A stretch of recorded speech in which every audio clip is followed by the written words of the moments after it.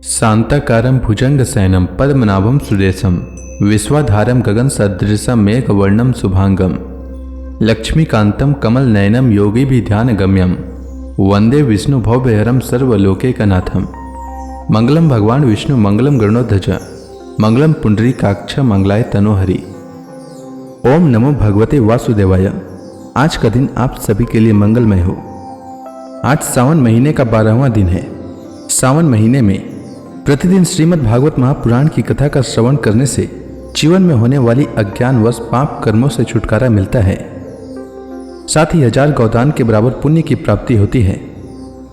हमारे चैनल पर आप प्रतिदिन श्रीमद् भागवत महापुराण की कथा का श्रवण कर सकते हैं। साथ ही इस चैनल पर सावन मास में आने वाली सभी व्रतों की कथा और व्रत से संबंधित जानकारी भी व्रत से पहले उपलब्ध करा दी जाती है। इसलिए हमारे चैनल को अवश्य सब्सक्राइब करें, साथ ही बेल आइकन को भी दबा दें और कथा अच्छी लगे तो लाइक अवश्य करें। अब आइए सुनते हैं सावन मास कथा का 12वां अध्याय।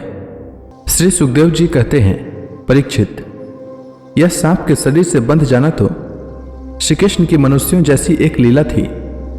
जब उन्होंने देखा कि व्रज के सभी लोग स्त्री और बच्चों के साथ मेरे लिए इस प्रकार अत्यंत दुखी हो रहे हैं और सचमुच मेरे सिवा इनका कोई दूसरा सहारा नहीं है, तब वे एक मुहूर्त तक सर्प के बंधन में रहकर बाहर निकल आए।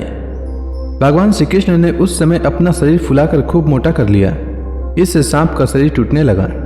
वह अपना नाक पास छोड़कर अलग खड़ा हो गया और क्रोध से आग बबूला हो अपने फण ऊंचा करके फुफकारे मारने लगा।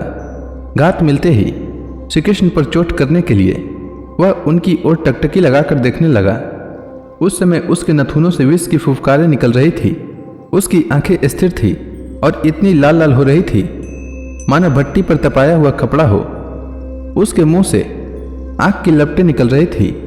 उस समय कालिया नाग अपनी दोहरी जीभ लपलपाकर अपने होठों के दोनों किनारों को चाट रहा था और अपनी कराल आंखों से विष की ज्वाला उगलता जा रहा था। अपने वाहन गरुड़ के समान भगवान श्री कृष्ण उसके साथ खेलते हुए पैंतरा बदलने लगे और वह सांप भी उन पर चोट करने का दांव देखता हुआ पैंतरा बदलने लगा। इस प्रकार पैंतरा बदलते बदलते उसका बल क्षीण हो गया। तब भगवान श्री कृष्ण ने उसके बड़े बड़े सिरों को तनिक दबा दिया और उछलकर उन पर सवार हो गए। कालिया नाग के मस्तक पर बहुत सी लाल लाल मणियां थी। उनके स्पर्श से भगवान के सुकुमार तालुओं की लालिमा और भी बढ़ गई। नृत्य गान आदि समस्त कलाओं के आदि प्रवर्तक भगवान श्री कृष्ण उसके सिरों पर कलापूर्ण नृत्य करने लगे। भगवान के प्यारे भक्त गंधर्व, सिद्ध, देवता, चारण और देवांगनाओं ने जब देखा कि भगवान नृत्य करना चाहते हैं, तब वे बड़े प्रेम से मृदंग, ढोल, नगारे आदि बाजे बजाते हुए, सुंदर सुंदर गीत गाते हुए, पुष्पों की वर्षा करते हुए और अपने को निछावर करते हुए भेंट ले लेकर उसी समय भगवान के पास आ पहुंचे। परीक्षित, कालिया नाग के 101 सिर थे। वह अपने जिस सिर को नहीं झुकाता था उसी को प्रचंड दंडधारी भगवान अपने पैरों की चोट से कुचल डालते। इससे कालिया नाग की जीवन शक्ति क्षीण हो चली। वह मुंह और नथुनों से खून उगलने लगा। अंत में चक्कर काटते काटते वह बेहोश हो गया। तनिक भी चेत होता तो वह अपनी आंखों से विष उगलने लगता और क्रोध के मारे जोर जोर से फुफकारे मारने लगता। इस प्रकार वह अपने सिरों में से जिस सिर को ऊपर उठाता उसी को नाचते हुए भगवान श्री कृष्ण अपने चरणों की ठोर से झुकाकर रौंद डालते। उस समय पुराण पुरुषोत्तम भगवान श्री कृष्ण के चरणों पर जो खून की बूंदें पड़ती थी उनसे ऐसा मालूम होता मानो रक्त पुष्पों से उनकी पूजा की जा रही हो। परीक्षित, भगवान के इस अद्भुत तांडव नृत्य से कालिया के फण रूप छत्ते छिन्न भिन्न हो गए। उसका एक एक अंग चूर चूर हो गया और मुंह से खून की उल्टी होने लगी। अब उसे सारे जगत के आदि शिक्षक पुराण पुरुष भगवान नारायण की स्मृति हुई। वह मन ही मन भगवान की शरण में गया। भगवान श्री कृष्ण के उदर में संपूर्ण विश्व है, इसलिए उनके भारी बोझ से कालिया नाग के शरीर की एक एक गांठ ढीली पड़ गई। उनकी एड़ियों की चोट से उसके छत्र के समान फण छिन्न भिन्न हो गए। अपने पति की यह दशा देखकर उसकी पत्नियां भगवान की शरण में आईं। वे अत्यंत आतुर हो रही थीं। भय के मारे उनके वस्त्राभूषण अस्त व्यस्त हो रहे थे और केस की चोटियां भी बिखर रही थी। उस समय उन साध्वी नाग पत्नियों के चित्त में बड़ी घबराहट थी। अपने बालकों को आगे करके वे पृथ्वी पर लौट गईं और हाथ जोड़कर उन्होंने समस्त प्राणियों के एकमात्र स्वामी भगवान श्री कृष्ण को प्रणाम किया। भगवान श्री कृष्ण को शरणागत वत्सल जानकर अपने अपराधी पति को छुड़ाने की इच्छा से उन्होंने उनकी शरण ग्रहण की। नाग पत्नियों ने कहा, प्रभु, आपका यह अवतार ही दुष्टों को दंड देने के लिए हुआ है, इसलिए इस अपराधी को दंड देना सर्वथा उचित है। आपकी दृष्टि में शत्रु और पुत्र का कोई भेदभाव नहीं है, इसलिए आप जो किसी को दंड देते हैं वह उसके पापों का प्रायश्चित कराने और उसका परम कल्याण करने के लिए ही है। आपने हम लोगों पर यह बड़ा ही अनुग्रह किया। यह तो आपका कृपा प्रसाद ही है, क्योंकि आप जो दुष्टों को दंड देते हैं उससे उनके सारे पाप नष्ट हो जाते हैं। इस सर्प के अपराधी होने में तो कोई संदेह ही नहीं है। यदि यह अपराधी न होता तो इसे सर्प की योनि ही क्यों मिलती। इसलिए हम सच्चे हृदय से आपके इस क्रोध को भी अपना अनुग्रह ही समझती हैं। अवश्य ही पूर्व जन्म में इसने स्वयं मान रहित होकर और दूसरों का सम्मान करते हुए कोई बहुत बड़ी तपस्या की है, अथवा सब जीवों पर दया करते हुए इसने कोई बहुत बड़ा धर्म किया है, तभी तो आप इसके ऊपर संतुष्ट हुए हैं, क्योंकि सर्व जीव स्वरूप आपकी प्रसन्नता का यही उपाय है। भगवान, हम नहीं समझ पाते कि यह इसके किस साधन का फल है जो यह आपके चरण कमलों की धूल का स्पर्श पाने का अधिकारी हुआ है। आपके चरणों की रज इतनी दुर्लभ है कि उसके लिए आपकी अर्धांगिनी लक्ष्मी जी को भी बहुत दिनों तक समस्त भोगों का त्याग करके नियमों का पालन करते हुए तपस्या करनी पड़ी थी। प्रभु, जो आपके चरणों की धूल की शरण ले लेते हैं वे भक्तजन स्वर्ग का राज्य या पृथ्वी की बादशाही नहीं चाहते, न वे रसातल का ही राज्य चाहते और न तो ब्रह्मा का पद ही लेना चाहते हैं। उन्हें अणिमादि योग सिद्धियों की भी चाह नहीं होती, यहाँ तक कि वे जन्म मृत्यु से छुड़ाने वाले केवल मोक्ष की भी इच्छा नहीं करते। स्वामी, यह नागराज तमोगुणी योनि में उत्पन्न हुआ है और अत्यंत क्रोधी है, फिर भी इसे आपकी वह परम पवित्र चरण रज प्राप्त हुई जो दूसरों के लिए सर्वथा दुर्लभ है, तथा जिसको प्राप्त करने की इच्छा मात्र से ही संसार चक्र में पड़े हुए जीव को संसार की वैभव संपत्ति की तो बात ही क्या, मोक्ष की भी प्राप्ति हो जाती है। हम आपको प्रणाम करती हैं। आप अनंत एवं अचिंत्य ऐश्वर्य की नित्य निधि हैं। आप सबके अंतःकरणों में विराजमान होने पर भी अनंत हैं। आप समस्त प्राणियों और पदार्थों के आश्रय तथा सब पदार्थों के रूप में भी विद्यमान हैं। आप प्रकृति से परे स्वयं परमात्मा हैं। आप सब प्रकार के ज्ञान और अनुभवों के खजाने हैं। आपकी महिमा और शक्ति अनंत है। आपका स्वरूप अप्राकृत दिव्य चिन्मय है।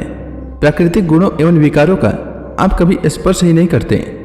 आप ही ब्रह्म हैं। हम आपको नमस्कार कर रही हैं। आप प्रकृति में क्षोभ उत्पन्न करने वाले काल हैं, काल शक्ति के आश्रय हैं और काल के क्षण कल्प आदि समस्त अवयवों के साक्षी हैं। आप विश्व रूप होते हुए भी उससे अलग रहकर उसके दृष्टा हैं। आप उसके बनाने वाले निमित्त कारण तो हैं ही, उसके रूप में बनने वाले उपादान कारण भी हैं। प्रभु, पंचभूत, उनकी तन्मात्राएं, इंद्रियां, प्राण, मन, बुद्धि और इन सब का खजाना चित्त, ये सब आप ही हैं। तीनों गुण और उनके कार्यों में होने वाले अभिमान के द्वारा आपने अपने साक्षात्कार को छिपा रखा है। आप देश काल और वस्तुओं की सीमा से बाहर अनंत हैं, सूक्ष्म से भी सूक्ष्म और कार्य कारणों के समस्त विकारों से भी एक रस, विकार रहित और सर्वज्ञ हैं। ईश्वर हैं कि नहीं हैं, सर्वज्ञ हैं कि अल्पज्ञ, इत्यादि अनेक मतभेदों के अनुसार आप उन उन्मतवादियों को उन्हीं रूपों में दर्शन देते हैं। समस्त शब्दों के अर्थ के रूप में तो आप हैं ही, शब्दों के रूप में भी हैं, तथा उन दोनों का संबंध जोड़ने वाली शक्ति भी आप ही हैं। हम आपको नमस्कार करते हैं। प्रत्यक्ष, अनुमान आदि जितने भी प्रमाण हैं उनको प्रमाणित करने वाले मूल आप ही हैं। समस्त शास्त्र आपसे ही निकलते हैं और आपका ज्ञान स्वतः सिद्ध है। आप ही मन को लगाने की विधि के रूप में और उसको सब कहीं से हटा लेने की आज्ञा के रूप में प्रवृत्ति मार्ग और निवृत्ति मार्ग हैं। इन दोनों के मूल वेद भी स्वयं आप ही हैं। हम आपको बार बार नमस्कार करते हैं। प्रभु, यद्यपि कर्तापन न होने के कारण आप कोई भी कर्म नहीं करते, निष्क्रिय हैं, तथापि अनादि काल शक्ति को स्वीकार करके प्रकृति के गुणों के द्वारा आप इस विश्व की उत्पत्ति, स्थिति और प्रलय की लीला करते हैं, क्योंकि आपकी लीलाएं अमोघ हैं। आप सत्य संकल्प हैं, इसलिए जीवों के संस्कार रूप से छिपे हुए स्वभावों को अपनी दृष्टि से जागृत कर देते हैं। त्रिलोकी में 3 प्रकार की योनियां हैं, सत्वगुण प्रधान शांत, रजोगुण प्रधान अशांत और तमोगुण प्रधान मूढ़। वे सब की सब आपकी लीला मूर्तियां हैं। फिर भी इस समय आपको सत्वगुण प्रधान शांत जन ही विशेष प्रिय हैं, क्योंकि आपका यह अवतार और ये लीलाएं साधु जनों की रक्षा तथा धर्म की रक्षा एवं विस्तार के लिए ही है। शांतात्मन, स्वामी को एक बार अपनी प्रजा का अपराध सह लेना चाहिए। यह मूढ़ है, आपको पहचानता नहीं है। इसलिए इसे क्षमा कर दीजिए। भगवान कृपा कीजिए, अब यह सर्प मरने ही वाला है। साधु पुरुष सदा से ही हम अबलाओं पर दया करते आए हैं, अतः आप हमें हमारे प्राण स्वरूप पति देव को दे दीजिए। हम आपकी दासी हैं, हमें आप आज्ञा दीजिए आपकी क्या सेवा करें, क्योंकि जो श्रद्धा के साथ आपकी आज्ञाओं का पालन आपकी सेवा करता है वह सब प्रकार के भयों से छुटकारा पा जाता है। श्री सुखदेव जी कहते हैं, परीक्षित, भगवान के चरणों की ठोकरों से काली नाग के फण छिन्न भिन्न हो गए थे। वह बेसुध हो रहा था। जब नाग पत्नियों ने इस प्रकार भगवान की स्तुति की तब उन्होंने दया करके उसे छोड़ दिया। धीरे धीरे काली नाग की इंद्रियों और प्राणों में कुछ कुछ चेतना आ गई। वह बड़ी कठिनता से श्वास लेने लगा और थोड़ी देर के बाद बड़ी चिंता से हाथ जोड़कर भगवान श्री कृष्ण से इस प्रकार बोला। काली नाग ने कहा, नाथ, हम जन्म से ही दुष्ट, तमोगुणी और बहुत दिनों के बाद भी बदला लेने वाले बड़े क्रोधी जीव हैं। जीवों के लिए अपना स्वभाव छोड़ देना बहुत कठिन है। इसी के कारण संसार के लोग नाना प्रकार के दुराग्रहों में फंस जाते हैं। विश्व विधाता, आपने ही गुणों के भेद से इस जगत में नाना प्रकार के स्वभाव, वीर्य, बल, योनि, बीज, चित्त और आकृतियों का निर्माण किया है। भगवान, आपकी ही सृष्टि में हम सर्प भी हैं। हम जन्म से ही बड़े क्रोधी होते हैं। हम इस माया के चक्कर में स्वयं मोहित हो रहे हैं, फिर अपने प्रयत्न से इस दुस्तर्ज माया का त्याग कैसे करें। आप सर्वज्ञ और संपूर्ण जगत के स्वामी हैं। आप ही हमारे स्वभाव और इस माया के कारण हैं। अब आप अपनी इच्छा से जैसा ठीक समझें, कृपा कीजिए या दंड दीजिए। श्री सुखदेव जी कहते हैं, काली नाग की बात सुनकर लीला मनु से भगवान श्री कृष्ण ने कहा, सर्प, अब तुझे यहाँ नहीं रहना चाहिए। तू अपने जाति भाई, पुत्र और स्त्रियों के साथ शीघ्र ही यहाँ से समुद्र में चला जा। अब गौएं और मनुष्य यमुना जल का उपभोग करें। जो मनुष्य दोनों समय तुझको दी हुई मेरी इस आज्ञा का स्मरण तथा कीर्तन करे, उसे सांपों से कभी भय न हो। मैंने इस काली दम में क्रीड़ा की है, इसलिए जो पुरुष इसमें स्नान करके जल से देवता और पितरों का तर्पण करेगा एवं उपवास करेगा, मेरा स्मरण करता हुआ मेरी पूजा करेगा, वह सब पापों से मुक्त हो जाएगा। मैं जानता हूँ कि तू गरुड़ के भय से रमणक द्वीप छोड़कर इस दम में आ बसा था। अब तेरा शरीर मेरे चरण चिन्हों से अंकित हो गया है, इसलिए जा, अब गरुड़ तुझे खाएंगे नहीं। श्री सुखदेव जी कहते हैं, भगवान श्री कृष्ण की एक एक लीला अद्भुत है। उनकी ऐसी आज्ञा पाकर काली नाग और उसकी पत्नियों ने आनंद से भरकर बड़े आदर से उनकी पूजा की। उन्होंने दिव्य वस्त्र, पुष्पमाला, मणि, बहुमूल्य आभूषण, दिव्य गंध, चंदन और अति उत्तम कमलों की माला से जगत के स्वामी गरुड़ ध्वज भगवान श्री कृष्ण का पूजन करके उन्हें प्रसन्न किया। इसके बाद बड़े प्रेम और आनंद से उनकी परिक्रमा की, वंदना की और उनसे अनुमति ली। तब अपनी पत्नियों, पुत्रों और बंधु बांधवों के साथ रमणक द्वीप की, जो समुद्र में सर्पों के रहने का एक स्थान है, उसकी यात्रा की। लीला मनु से भगवान श्री कृष्ण की कृपा से यमुना जी का जल केवल विषहीन ही नहीं बल्कि उसी समय अमृत के समान मधुर हो गया। तो इसी के साथ यह अध्याय समाप्त हुआ।